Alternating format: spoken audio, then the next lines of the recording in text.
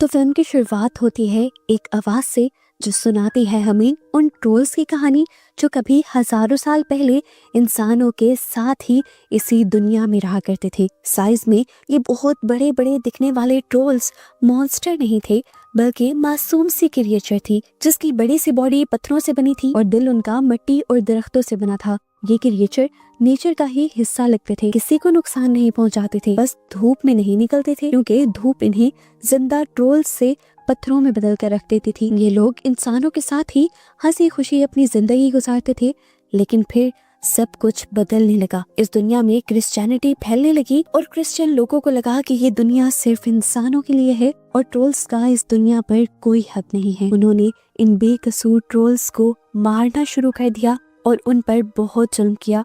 वो ट्रोल्स को जबरदस्ती खींच खींच कर धूप में लेकर आते थे ताकि ट्रोल्स पत्थर बन जाएं। क्रिश्चियंस का होली वाटर, होली बेल, ये सब चीजें ट्रोल्स को बहुत ही ज्यादा दुख देती थी, ट्रोल्स को कमजोर कर देती थी और क्रिश्चियंस इन चीजों का फायदा उठाते थे। हमें पता चलता है कि इस कहानी के मेन कैरेक्टर नोरा के डैड नोरा को हमेशा से यही कहानियां सुनाते थे। वो हमेशा नोरा से कहा करते थे कि मैं इस चीज को लेकर बहुत दुखी रहा हूँ कि इंसानों ने बेचारे ट्रोल्स की मदद नहीं की। इस टाइम पर नोरा अपने डैड से प्रॉमिस करती है कि अगर अभी भी इस दुनिया में अच्छे ट्रोल्स हुए तो वो हमेशा उनकी मदद करेगी। अब सीन कट होकर हमें फाइनली बड़ी हुई नोरा को दिखाया जाता है। पता चलता है कि उसके डैड मर चुके हैं और उनके गम में वो सबसे अलग एक जंगल में रहती है और ट्रोल्स पर अभी भी रिसर्च कर रही है। कुछ साल पहले उनका सामना ट्रोल्स से हो चुका है। जितनी भी उसके जहन में कंफ्यूजन थी ट्रोल्स को लेकर, वो सब खत्म हो गई है और वो अब पहले से ज्यादा अच्छे से ट्रोल्स पर रिसर्च कर सकती है। एक दिन अचानक उसके घर में एक आदमी घुस आता है। नोरा डरती नहीं और पीछे से उसके ऊपर हमला कर देती है और पता चलता है कि ये चैड था, प्रेसिडेंट का पर्सनल सेक्रेटरी, जिसने पहले भी ट्रोल्स से लड़ने में नोरा की काफी मदद की थी। वो अब भी गवर्नमेंट के लिए ही काम कर रहा है, लेकिन साथ साथ ट्रोल्स को बचाने के लिए कुछ नए तरीके भी ढूंढ रहा है, क्योंकि उसे भी नोरा के डैड के जरिए पता चला था कि ट्रोल्स बुरे नहीं हैं और मॉन्स्टर नहीं हैं। इस टाइम चैड नोरा को एक बहुत ही बड़ा राज बताने आया था और इसके लिए वो यहाँ से उसे एक खुफिया लैब में ले जाता है। लैब में उनसे मिलते हैं एक प्रोफेसर लैरी। ये प्रोफेसर लैरी भी नोरा की तरह ट्रोल्स पर ही रिसर्च कर रहे थे और यहाँ पर नोरा को वो मिलता है जो उसने कभी सोचा भी नहीं था। वो ट्रोल जो नाजिस के टाइम पर पहाड़ों में से निकला था, वही ट्रोल इस टाइम प्रोफेसर लैरी की लैब के अंदर था। इन्होंने इस ट्रोल का नाम जेरी रख दिया था और साइंटिस्ट ने बताया था कि ये पिछले 100 सालों से सोया हुआ है। यहाँ पर नोरा को ये भी बात पता चलती है कि साइंटिस्ट अपनी रिसर्च के लिए इस ट्रोल के काफी सारे हिस्सों को काटते रहे हैं और ये बात सुनकर नोरा गुस्से से भर जाती है। उसे ट्रोल के लिए दुख हो रहा था। वो अब एक लिफ्ट के जरिए ऊपर ट्रोल के कान के करीब चली जाती है और चुपके से उसके कान में एक पोएम सुनाने लगती है। नोरा का प्यार, उसके इमोशंस एकदम से ट्रोल्स को आंखें खोलने पर मजबूर कर देते हैं और पता चलता है कि 100 सालों बाद जेरी नाम का ये ट्रोल दोबारा से जाग उठता है। खुद को बंधा हुआ देखकर वो पागल हो गया था। गुस्से में वो सारी लैब को तोड़ने लगा, यहाँ तक कि उसने नोरा की लिफ्ट को भी दूर फेंक दिया, लेकिन लिफ्ट की बेल्ट्स की वजह से नोरा की जान बच गई। दिखाया जाता है कि अब ये ट्रोल अपने आप को आजाद करके ये लैब तोड़कर बाहर निकल चुका है और जाते ही उसने हर जगह तबाही फैलाना शुरू कर दी है। वो कुछ नहीं देख रहा कि उसके पाँव के नीचे कोई कार आ रही है, कोई इंसान आ रहा है या किसी का घर आ रहा है। वो हर चीज को कुचलते हुए आगे बढ़ जाता है और एक जगह हमें दिखाया जाता है जहाँ पर सारे बच्चे पार्टी कर रहे होते हैं। वहीं पर ट्रोल उस घर की छत को तोड़कर वहां से उन बच्चों को निकाल निकाल कर खाने लग जाता है। ये ट्रोल पहले ट्रोल्स की तरह अच्छा नहीं था। ये बात जल्द ही नोरा और उसके सारे साथियों को पता चल जाती है और ये लोग उस ट्रोल को रोकने का सोचते हैं। नोरा की पूरी टीम की मीटिंग प्रेसिडेंट के साथ होती है। प्रेसिडेंट चाहते थे कि इस ट्रोल को मार दिया जाए, लेकिन नोरा और चैड ये नहीं चाहते थे कि ट्रोल मर जाए।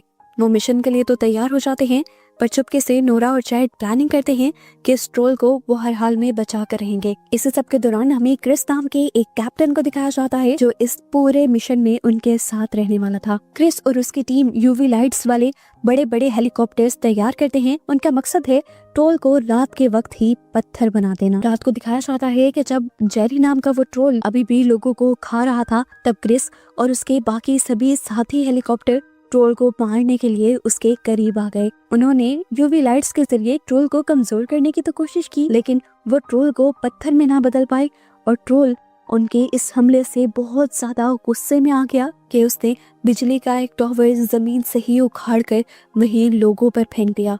इस सब में क्रिस के दोस्त का भी हेलीकॉप्टर तबाह हो गया और क्रिस का दोस्त भी मारा गया। अपने दोस्त की मौत देखकर क्रिस को बहुत ज्यादा गुस्सा आ जाता है। वो बदले की आग में जलने लगता है और ट्रोल को मारने का सोचता है, लेकिन नोरा जो उसके पीछे बैठी हुई थी वो उसे समझाती है कि हम इंसानों ने ही इन ट्रोल्स को मॉन्स्टर बनाया है। ये सब लोग नोरा से पूछते हैं कि आखिर करना क्या है, ये तो इतनी तबाही फैला रहा है।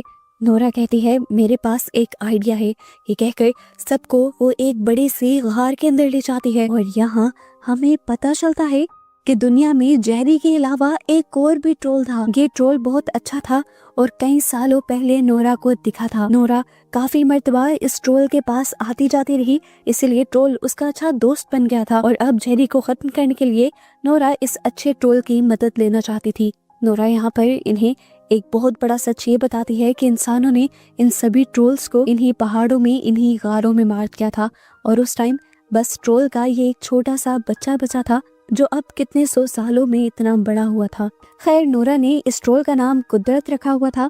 यहाँ चाइल्ड और नोरा मिलकर प्यार से उस ट्रोल को एक नज़म सुनाते हैं और फिर उससे मदद मांगते हैं ताकि वो जेरी को रोक सके। कुदरत नोरा की बात मानकर जेरी से मिलने के लिए चाहता है, लेकिन जेरी की नफरत इतनी गहरी थी कि वो किसी की बात सुनने को तैयार ही नहीं था। जेरी जोर से अपना पैर पटकता है जिसकी वजह से कुदरत के पाँव के नीचे की बर्फ टूट जाती है और कुदरत पानी के अंदर डूब जाता है। और ये देखते हुए नोरा बुरी तरह टूट जाती है क्योंकि उसे लग रहा था कि कुदरत पानी में डूबकर मर गया है। हम देखते हैं कि पहले वाला जेरी ट्रोल यहाँ से चलना शुरू कर देता है। नोरा को पता चलता है कि वो ट्रॉन्डियम की तरफ जा रहा है जहाँ सेंट ओल्फ रहता था। नोरा चैड और उसकी पूरी टीम भी ट्रॉन्डियम की तरफ बढ़ने लग जाती है। सबको ये बात पता थी कि इस चर्च के अंदर सेंट ओल्फ की कब्र है, लेकिन पहले किसी को भी वो कब्र नहीं मिली। पर यहाँ नोरा और चैड अपनी जहानत का इस्तेमाल करते हुए ओल्फ की पेंटिंग के अंदर 3 ऐसे निशान देख लेते हैं जो निशान असल में इस दरवाजे को खोलने की चाबियां थी। उन्हीं निशानों में वो 3 डंडे डालकर दीवार को पूरी तरह घुमा देते हैं और अंदर से इन्हें आखिरकार ओल्फ की लाश मिल जाती है उसकी चांदी की तलवार के साथ। यहाँ पर ओल्फ के कपड़ों से उन्हें एक अधूरा लेटर मिलता है। इसके साथ का आधा लेटर उस लैब में था जहाँ पर साइंटिस्ट ने जेरी ट्रोल को रखा हुआ था। ये लोग दोनों की पिक्चर लेते हैं और उसे मिला देते हैं, जिसके बाद इन्हें एक बहुत बड़ी सच्चाई पता चलती है कि हमेशा से मशहूर था कि सेंट ओल्फ ने ट्रोल्स को मरवाया है, लेकिन ऐसा नहीं था। उसने तो ट्रोल्स को मारने का ऑर्डर दिया ही नहीं था। वो सिर्फ उन्हें दुनिया की दूसरी तरफ शिफ्ट करना चाहता था ताकि इंसान ट्रोल्स से और ट्रोल्स इंसानों से डिस्टर्ब न हो। लेकिन चर्च ने उसका हुक्म नहीं माना और चर्च के कहे के मुताबिक सभी ट्रोल्स को मार दिया गया। और फिर चर्च ने इल्जाम लगाया कि ये सारा किया धरा ओल्फ का है और ये सब कुछ छुपाने के लिए उन्होंने आखिर ओल्फ को ही मरवा डाला और उसकी ग्रेव भी इतनी छुपा कर बनाई। नोरा को भी समझ आ गई कि जेरी अपने सभी साथी ट्रोल्स का बदला लेने के लिए ट्रॉन्टियम की तरफ बढ़ा था। इस ट्रोल को रोकने के लिए नोरा के डैड की रिसर्च से इन्हें पता चलता है कि ट्रोल को सिर्फ होली वाटर से ही कमजोर किया जा सकता है। पता चलता है कि इसी चर्च के नीचे होली वाटर की एक बहुत बड़ी झील थी। नोरा और उसकी टीम अब लोगों और मिलिट्री की मदद से होली वाटर से बनने वाले बहुत से हथियार यानी वेपन्स तैयार करते हैं। और जैसे ही जेरी रात को शहर में आता है, ये लोग पहले चर्च की घंटी बजा बजा कर उसे कमजोर कर देते हैं और उसके बाद बहुत सारे होली वाटर्स वाले हथियार उसके ऊपर फेंकते हैं। लेकिन इससे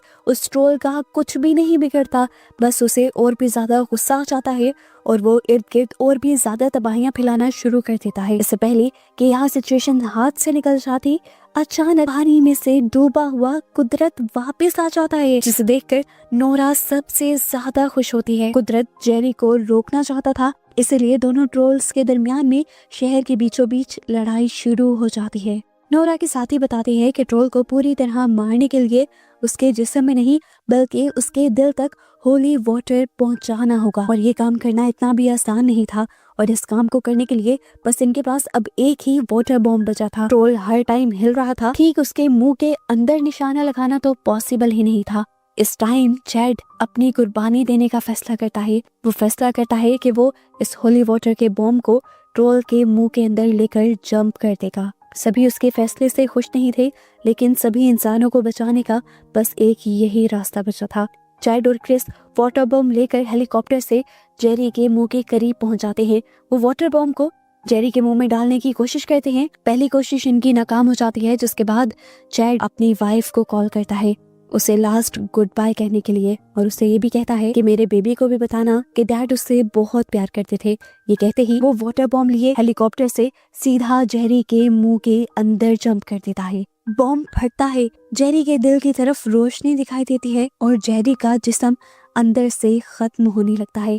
और इस दौरान कुदरत अपना हाथ पीछे से जेरी के जिस्म के अंदर डालते हुए उसका दिल निकाल कर फेंक देता है। इस तरह जेरी मर जाता है और फाइनली इन लोगों की जीत होती है।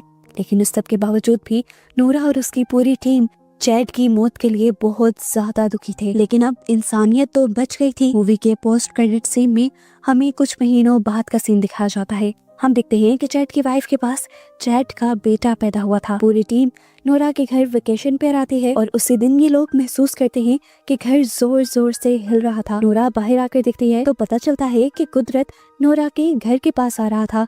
पता चलता है कि सभी इंसानों को कुदरत की यानी इस ट्रोल की असलियत पता चल गई थी कि वो इंसानों का दुश्मन नहीं है, वो तो इंसानों की मदद भी करता है। इसीलिए अब वो इंसानों की इस दुनिया में छुपकर नहीं रहता था, बल्कि खुले में सुकून से रहता था। आसान लफ्जों में बात करें तो ट्रोल्स और इंसानों के बीच में दोबारा से दोस्ती हो चुकी थी। अब ये दोस्ती कब तक दोस्ती ही रहेगी, इस बात का तो कोई नहीं जानता, क्योंकि हम देखते हैं कि एक प्रोफेसर ने एक छोटे से ट्रोल को अभी भी अपनी खुफिया लैब में कैद कर रखा हुआ है, जो आहिस्ता आहिस्ता बड़ा हो रहा है। और ये उसके साथ क्या करेंगे इसका कोई आइडिया इस टाइम नहीं है। और बस उसी छोटे से ट्रोल को दिखाते हुए ये मूवी यहाँ खत्म हो जाती है।